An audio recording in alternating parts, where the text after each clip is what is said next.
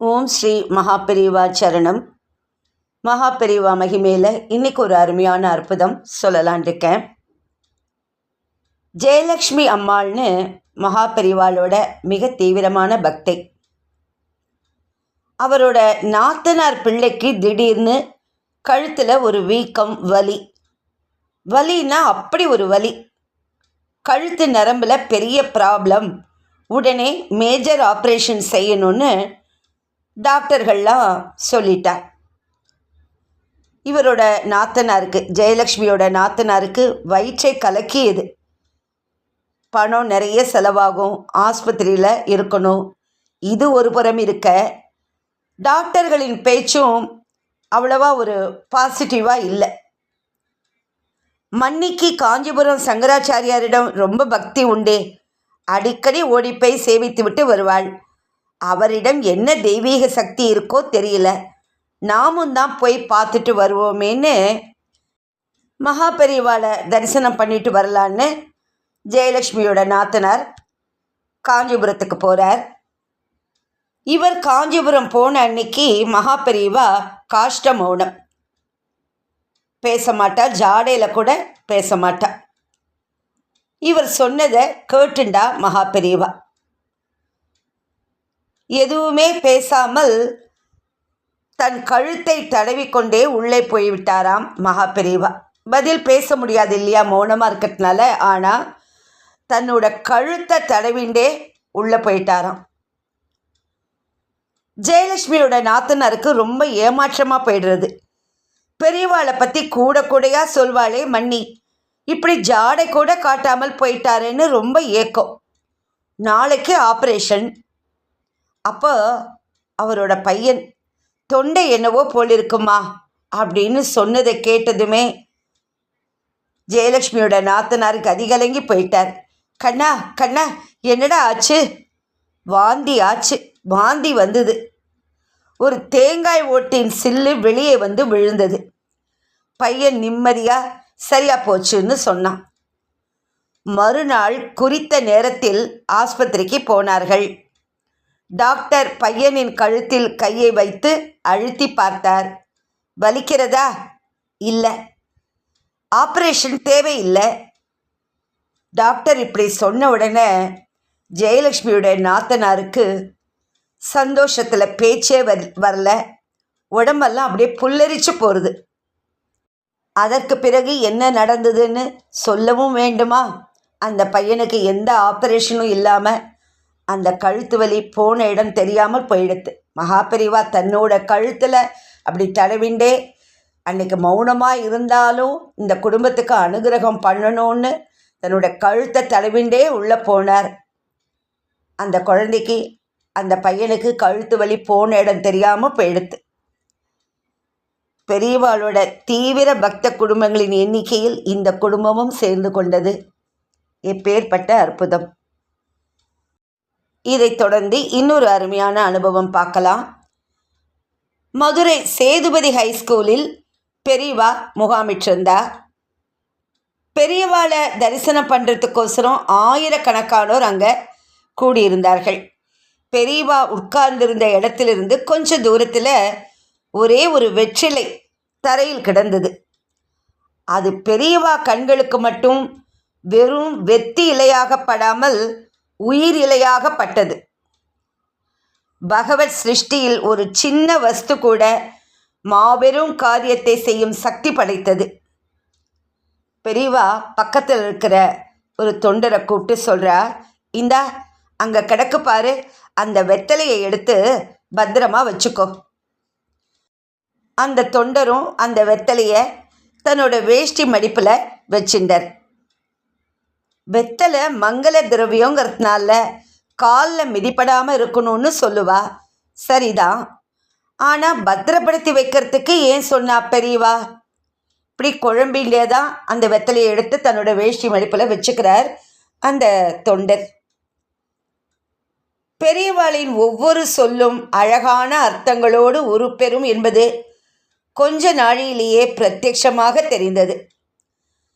தரிசனத்துக்காக அலைமோதி கொண்டிருந்த கூட்டத்தில் எங்கோ ஒரு கோடியில் ஒரு பெண் ரொம்ப சிரமப்பட்டு பெரியவாளை நோக்கி வந்துட்டு இருந்தா. கூட்டம் இப்படி மெதுவாக நகர்ந்து போயின்னு இருந்தது. தானாகவே நகரவில்லை, கூட்டத்தால் நகர்த்தப்பட்டாள்.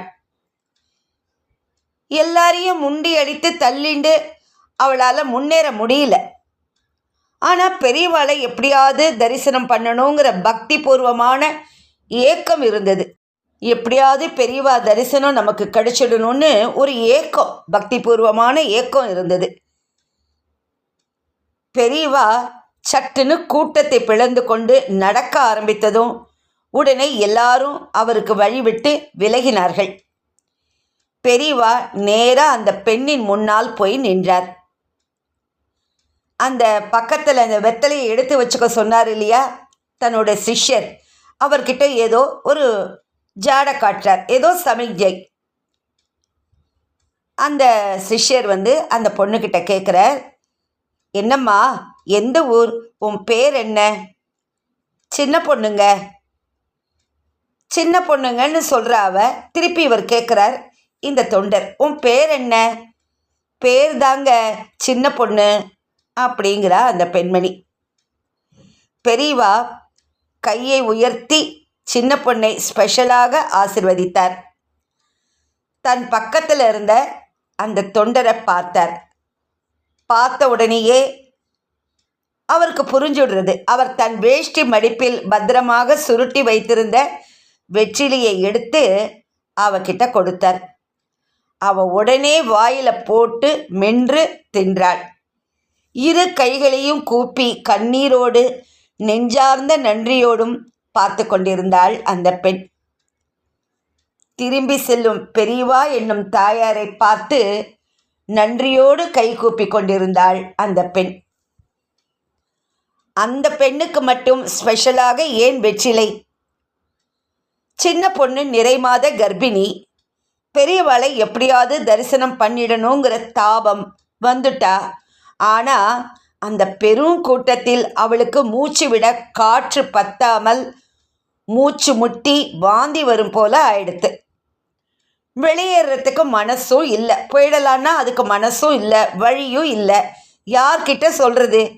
கடவுளே, பெரியவா, இந்த பெரட்டல் போகணுன்னா ஒரே ஒரு வெத்தலை இருந்தால் போரும். யார் கொடுப்பா? தட்டு தட்டாக பழம் பூ பல பேர் கையில் இருந்தாலும் ஒருத்தர்கிட்டையும் வெத்தலை இருக்கிற மாதிரி தெரியலையே. அப்படியே இருந்தா கூட பெரியவாளுக்குன்னு கொடுக்க வச்சிருக்கிறத எனக்கு கொடுப்பாங்களா? அந்த சர்வேஸ்வரனுக்கு, மகா பெரியவாளுக்கு இந்த பெண்ணின் அவலக்குரல் தவிப்பு எட்டாமலா போகும்? இன்னும் அதைவிட அவலக்குரல் எழும்புவதற்கு முன்னமேயே பந்தோபஸ்து பண்ணும் தயாபரனும் அவன்தானே. இன்னும் ஏதாவது அந்த பெண்ணுக்கு ஆயிடக்கூடாதுன்னு காப்பாற்றணும்னு நினைக்கிற கருணாமூர்த்தி இல்லையா மகா பெரியவா? எப்படி அந்த பெண்ணுக்கு இந்த ஒரு பிரச்சனை இருக்கிறத தெரிஞ்சுட்டு அங்கே கீழே ஏதோ ஒரு வெத்தலை இருக்குது அப்படிங்கிறத பார்த்துட்டு அதை எடுத்து வச்சுண்டு அந்த பொண்ணுக்கு சமயம் பார்த்து கொடுத்துருக்காரே மகா பெரியவா. ஆஹா, கருணாமூர்த்தி. இதை தொடர்ந்து இன்னொரு அருமையான அற்புதம் சொல்லலான் இருக்கேன். சாண்டோ சின்னப்ப தேவரும் கண்ணதாசனும் ஒரு படப்பிடிப்பு சம்பந்தமாக காரில் போயின்னு இருந்தபோது மிக மோசமான விபத்து ஏற்பட்டது. அதில் சின்னப்ப தேவருக்கு அவ்வளவா காயம் இல்லை, ஆனால் கண்ணதாசனுக்கு படுகாயம் ஏற்பட்டு நினைவிழந்த நிலையில் மருத்துவமனையில் இருந்தார்.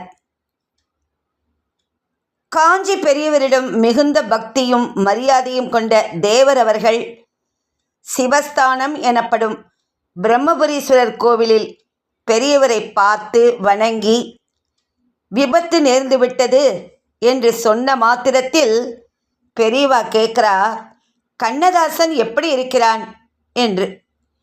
இதை கேட்டவுடன் அதிர்ந்து போனார் தேவர்.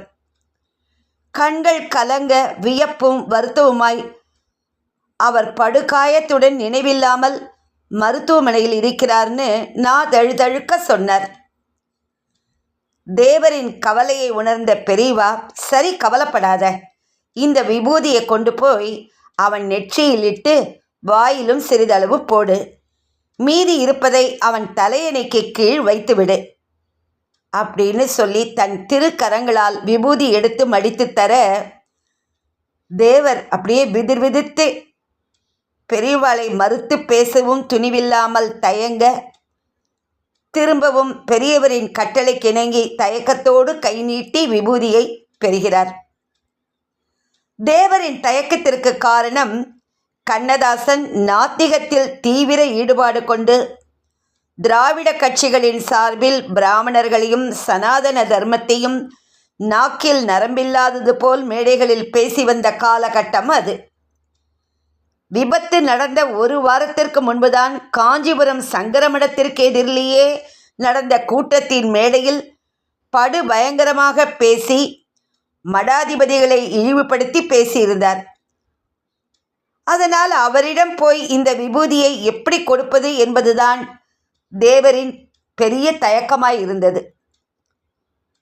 ஆனால் முக்காலம் உணர்ந்த ஞானியாகிய பெரியவா தேவரின் மனத்தயக்கத்தை உணர்ந்து, தயங்காமல் கொண்டு போய் பூசு. சூரியனை சில சமயம் மேகம் மறைப்பது போல நாத்திக மேகம் இதுவரை அவனை மறைத்திருந்தது. இனி அவன் சூரியனாக திகழ்வான். அவன் எப்பேற்பட்ட பரம்பரையைச் சேர்ந்தவன் தெரியுமா? கோவில் திருப்பணி செய்வதற்கே பிறந்தவர்கள் போல் திகழ்ந்தவர்கள் நாட்டுக்கோட்டை செட்டியார்கள். வரதராஜ பெருமாள் கோவில் கோபுர திருப்பணியை செய்தவர் கண்ணதாசனின் கொள்ளு தாத்தா. ஏகாம்பரநாதர் கோவில் திருப்பணியை செய்தவர் கண்ணதாசனின் தாத்தா. காமாட்சி கோவில் திருப்பணியை செய்தவர் கண்ணதாசனின் தகப்பனார். இப்போ புரியறதா? இப்படின்னு பெரியவா தேவர்கிட்ட சொல்றார்.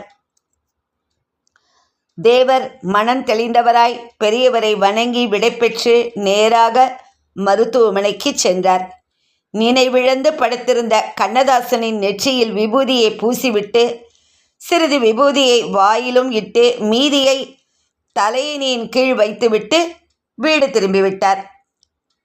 அவர் சிந்தனையெல்லாம் கண்ணதாசன் நினைவு திரும்பி நடந்ததை அறிந்து என்ன சொல்வாரோ என்றே நினைத்தது. மறுநாள் தேவர் மருத்துவமனைக்கு சென்று கண்ணதாசனின் படுக்கையை சற்றே படபடக்கும் நெஞ்சோடு நெருங்கிய போது கண்ணதாசனுக்கு நினைவு திரும்பி கண் விழித்திருந்தார். தேவரை பார்த்தவுடன், வாங்க, எத்தனை நாளாக இப்படி படுக்கையில் இருக்க, கொஞ்சம் கண்ணாடியை எடுத்து கொடுங்களேன், என் முகத்தை பார்க்கணும் அப்படின்னு சொன்னார் கண்ணதாசன். நேற்று இட்ட விபூதி இன்னமும் நெற்றியில் திகழ தேவர் தயங்கியபடியே தந்த கண்ணாடியில் தன் முகம் கண்ட கண்ணதாசன், இது என்ன விபூதி என்று சொல்லி தேவரை ஏறிட்டு பார்த்தார். வேறு வழி இல்லாமல் வந்தது வரட்டும் என தேவர் தான் பெரியவாளை பார்த்ததையும் பெரியவர் ஆசீர்வாதம் செய்து விபூதி கொடுத்ததையும் சொல்ல, கண்ணதாசனின் கண்களில் அருவியென கொட்டியது கண்ணீர். திகைத்து நின்ற தேவரின் செவிகளில் தேனாக பாய்ந்தது கண்ணதாசனின் வார்த்தைகள். எனக்கா? என்னிடமா இவ்வளவு கருணை? போன வாரம்தான் அவரை ஐயோ என வாய்விட்டு புலம்பி அழுததோடு தேவரிடம் ஒரு வேண்டுகோளையும் சமர்ப்பித்தார். எனக்கு உடல் நலமாகி மருத்துவமனையிலிருந்து வெளியேறும் சமயம் நான் வீட்டிற்கு செல்ல மாட்டேன். இந்த பாவியிடம் கருணை வைத்த அந்த மகானிடம் முதலில் என்னை தயவு செய்து அழைத்து செல்லுங்கள் என்று மனமுருகி வேண்டினாராம் கண்ணதாசன். கண்ணதாசன் வேண்டியபடியே அந்த நல்ல சந்திப்பும் பாவ மன்னிப்பும் நடந்தது. மாறியது மனம், நன்றியில் ஊறியது தினம், வீறிட்டு வெளிவந்தது ஒரு கவிதை. அக்கவிதையை எடுத்துக்கொண்டு பெரியவரை நேரில் கண்டு வணங்கி கவிதையை சமர்ப்பித்தார் கண்ணதாசன். அந்த கவிதை, பார்த்த மாத்திரத்தில் பாவத்தை அலம்புகின்ற தீர்த்த பெருக்கு, திருவாசகத்தின் உட்கருத்து கூர்த்த மதியால் மெய்ஞான கருத்துணர்த்தும் முழுமூர்த்தம் கலிமொய்க்கும் இவ்வுலகை காக்க வந்த கண் கண்ட தெய்வம், எம்மதத்தோறும் சம்மதத்துடன் தம்மத தலைவனென தொழுதேத்தும் தெய்வ கமலக் கழல் தொழுவோம் வாரீர்.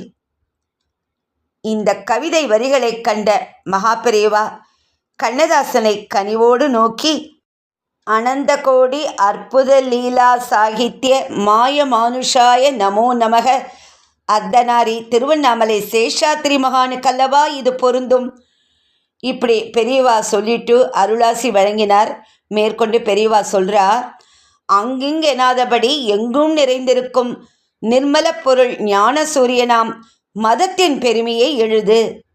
இப்படி பெரியவா சொன்ன உடனே அந்த க்ஷணமே கண்ணதாசனின் மனதில் அர்த்தமுள்ள இந்து மதம் அழகாய் அரும்பி பல நாள் உழைப்பில் இதழ் விரித்து மனம் வீசியது. எல்லாருமே அர்த்தமுள்ள இந்து மதம் நிறைய பேர் நீங்கள்லாம் படிச்சிருப்பேன்னு நம்புகிறேன். எப்படி பெரியவா பாருங்க, ஒரு நாத்திகராக இருந்த கண்ணதாசனை மாற்றி அழகாக ஒரு புக்கையும் எழுத வச்சு இந்து மதத்தின் பெருமையை சொல்லக்கூடிய ஒரு நூலை எழுத வச்சு பெரியவாளை ஒரு தரிசனம் பண்ணினாலே போகும். எப்பேற்பட்டவாளுக்கும் பக்தி இல்லாதவாளுக்கு கூட பக்தி வந்துடும். கண்ணதாசன் அவர்களை பற்றி நான் ஏற்கனவே ஒரு பகுதியில் கொஞ்சமாக தான் சொல்லியிருப்பேன், இவ்வளோ டீட்டெயிலாக சொல்லலை. எவ்வளோ தடவை வேணாலும் கேட்கலாம் ஒரு சில அற்புதங்களை. ஹரஹர சங்கர ஜெய ஜெயசங்கர, ஹரஹர சங்கர ஜெய ஜெயசங்கர. ஓம் ஸ்ரீ மகாபெரிவா சரணம். நமஸ்காரம்.